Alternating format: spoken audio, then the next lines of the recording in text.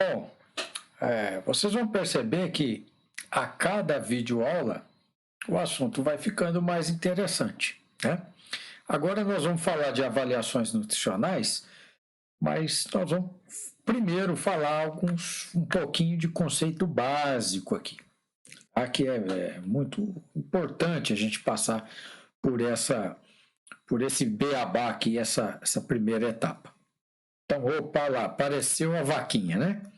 Então, vamos usar aqui este exemplo para esse slide para explicar essa estrutura lá dos ruminantes, né? Então, aqui o que está desenhado aqui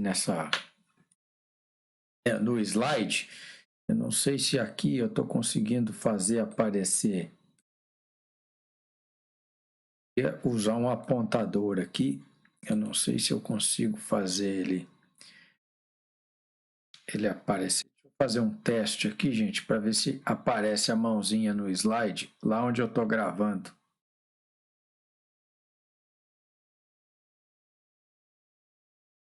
Então, aqui na estrutura central, a gente tem aqui o chamado de rumen, que é composto de retículo, que é a primeira cavidade na chegada do esôfago, vindo da boca, da cabeça da vaca, aqui, ó, da boca chegando, você tem o retículo e depois você tem o rumen. O rumen é essa cavidade onde tem o capim no fundo, mas essa parte das costas da vaca, do alto, é a parte dorsal do rumen, e a gente tem a parte ventral, que é onde está esse capim aqui dentro, na ponta da seta vermelha, né? Dentro desse ambiente, esse aqui é um ambiente que tem 85% de água, mais ou menos, a temperatura aqui dentro gira em torno de 39, 40 graus, né? Não tem oxigênio, a atividade aqui é fermentativa.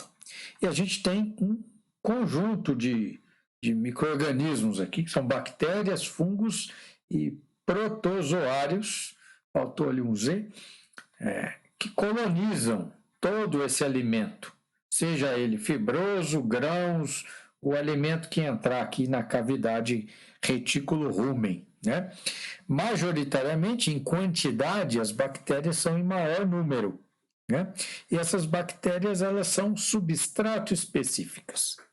Então, essas bactérias, elas têm a função, aquelas que são proteolíticas, de degradar a proteína, aproveitar, algumas conseguem aproveitar aminoácidos, outras degradam a proteína até gerar amônia, aí elas pegam essa amônia e sintetizam os seus próprios aminoácidos e as bactérias se multiplicam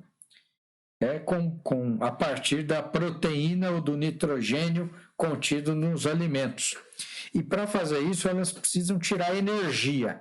E essa energia elas retiram dos carboidratos, através de um processo de fermentação dos carboidratos. Só que essas bactérias, elas têm a sua rota bioquímica no processo fermentativo, levando esses carboidratos até ácidos graxos voláteis. Então, elas retiram ATP aí, e esses ácidos graxos voláteis resultantes são então absorvidos pelo ruminante, pela parede do rumen, que é muito irrigada, muito vaso sanguíneo, e isso aí vai até o fígado do animal e lá, ou os tecidos corporais, e lá esses ácidos graxos voláteis, eles ainda têm energia. Então, eles eram parede celular, fibra, né, em boa parte dessa alimentação, e uma parte dessa fibra que foi fermentada gerou ATP para a multiplicação bacteriana, que virou mais bactéria, né, mais proteína bacteriana lá dentro. Isso gerou energia, ácido graxo volátil para os ruminantes, e depois esses micro-organismos, quando eles saem do rumen e chegam ao estômago verdadeiro, eles são digeridos como se fosse aí um bife de bactéria, e o animal consegue então absorver as suas necessidades em aminoácidos aí a partir desse crescimento microbiano que aconteceu lá no rumen. Tá?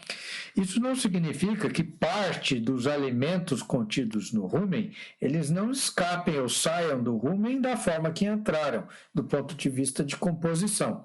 Existe digestão de proteína alimentar direta, né, de carboidratos da dieta, mas uma boa parte deles é processada aí no rumen dos animais, né?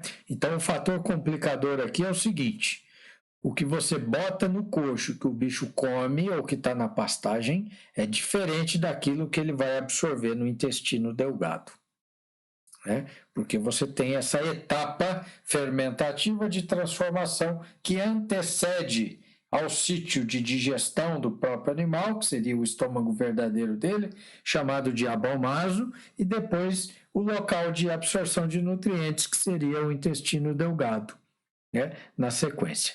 Ok?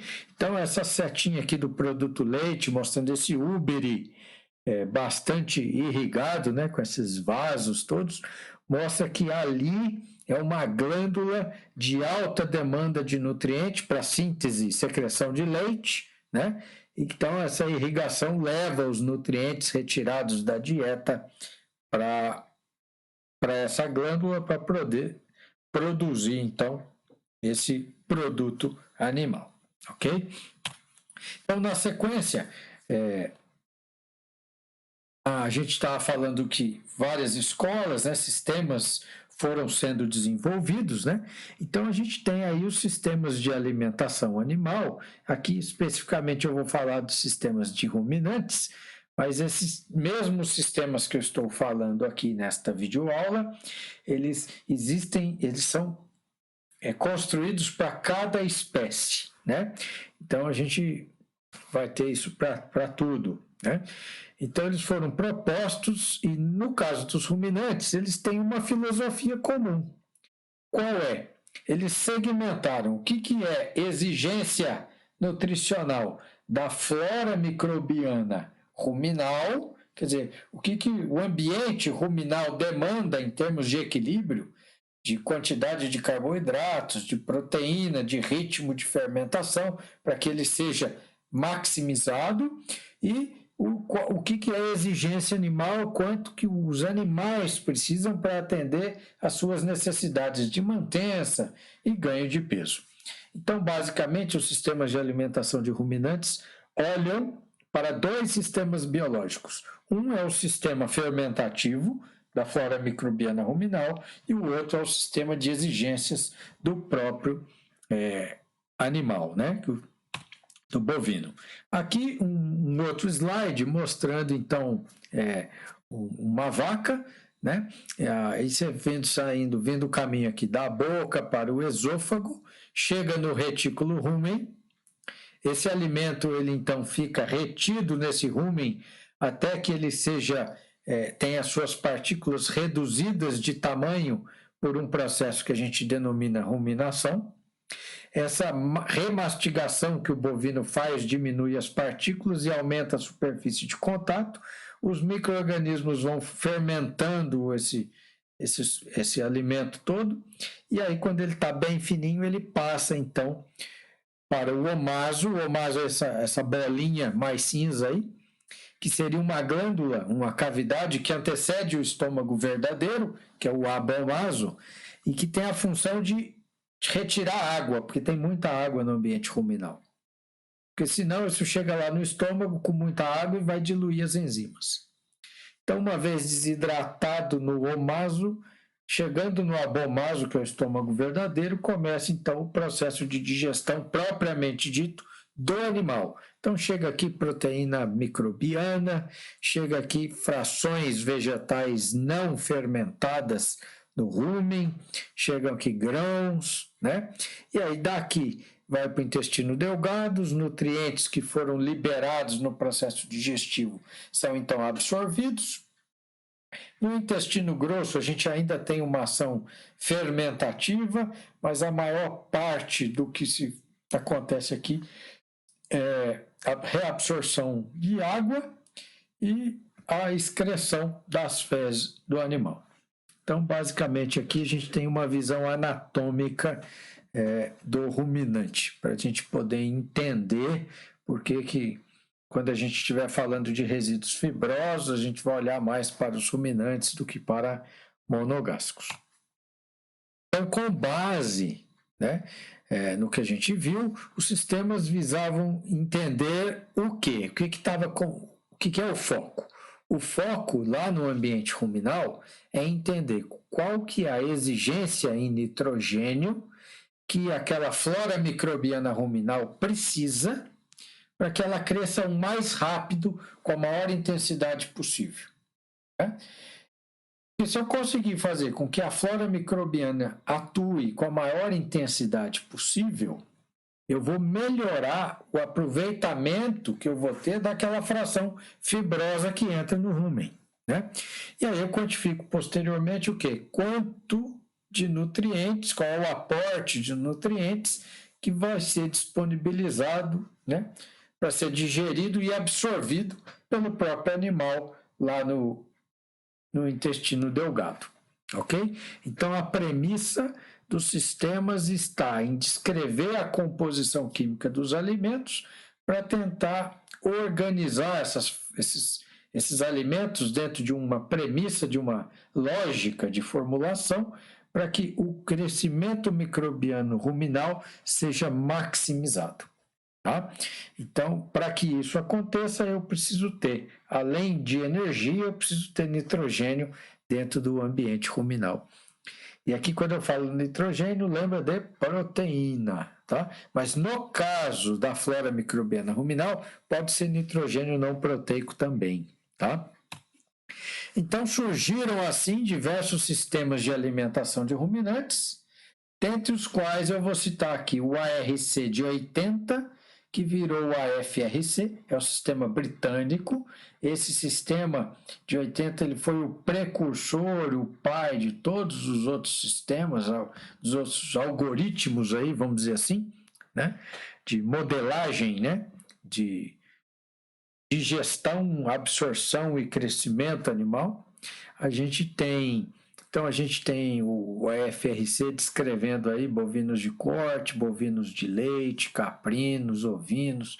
Aí veio o NRC americano, de 96 para gado de corte, que é o NRC Beef Cattle, né, que é National Research Council, né? E depois o NRC 2001 para gado de leite, e depois outras atualizações.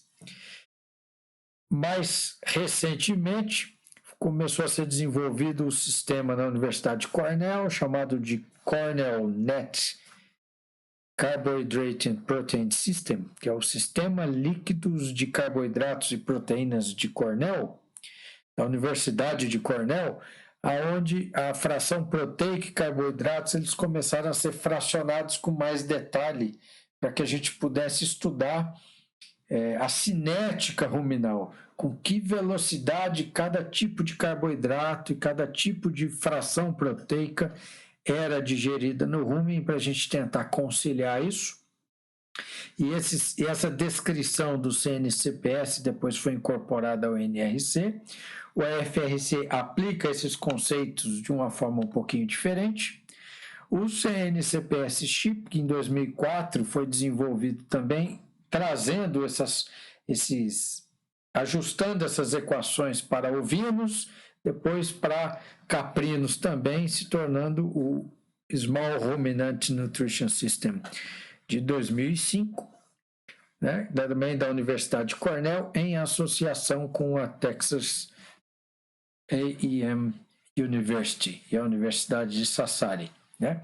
Então, aqui o modelo para pequenos ruminantes, modelo para grandes ruminantes, aqui para vocês terem uma ideia de que existem várias escolas, além dessas aqui, tem o sistema INRA francês, tem o sistema CSIRO australiano, tem vários outros sistemas que propõem uma forma de descrever a análise, a decomposição química do alimento e a aplicação disso em conceitos de dinâmicas digestivas, de cinéticas fermentativas ruminais, para você organizar isso em propostas dietéticas que venham a fomentar, a intensificar os sistemas de produção animal.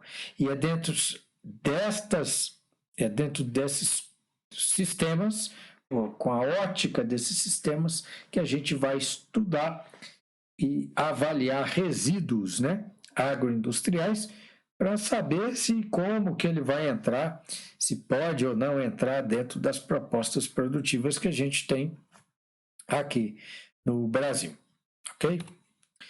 E aí, a partir desse slide, a gente segue então na próxima aula.